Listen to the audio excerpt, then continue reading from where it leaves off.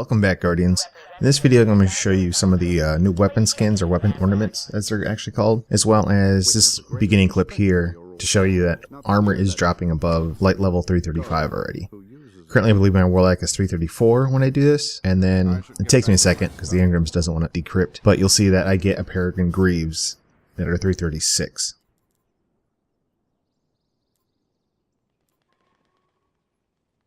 And I can't preview them because I'm on my Warlock. So you'll see I end up just cutting it short here. No preview available. Now we're going to start looking at some of the skins. First is going to be Mida. I think Mida already looks nice as a weapon. It looks really great.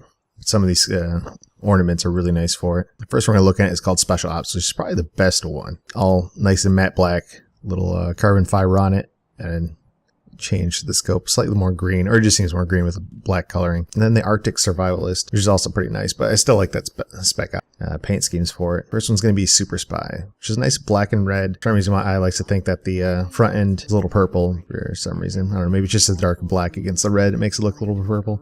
Next one is Royal Flush, which seems like a weapon like Tony Montana would have from Scarface. If you ever seen that movie, just seems like something he would own. It would be in his office. Next up we have the Truth, and I think the Truth shines the brightest in this one, just because of its all one color scheme. We'll see here in just a second with Heart of Gold. You're going to see this weapon from across the map if someone's holding it. Well, as soon as the preview won't work. But just look at that, just bright gold. And then Prototype also looks nice too.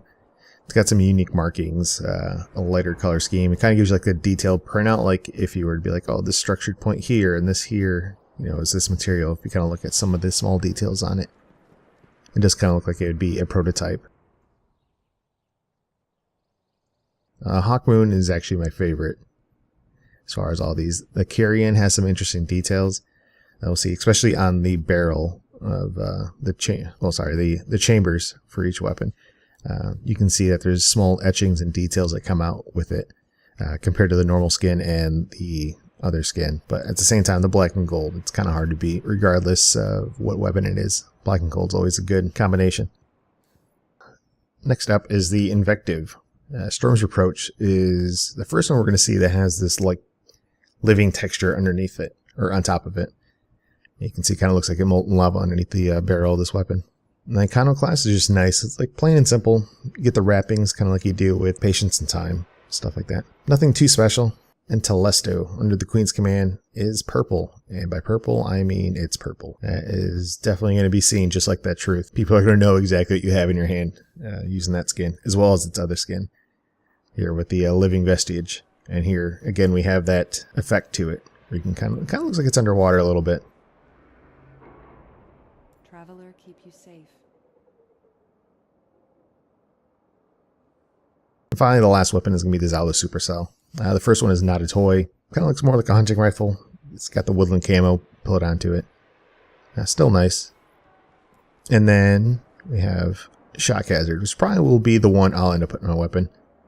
I don't know. It's kind of like that big lightning bolt in the front right there in the magazine. But hey, thank you again for Guardians for stopping by. Remember to assist, defend, and protect each other out there, Guardians.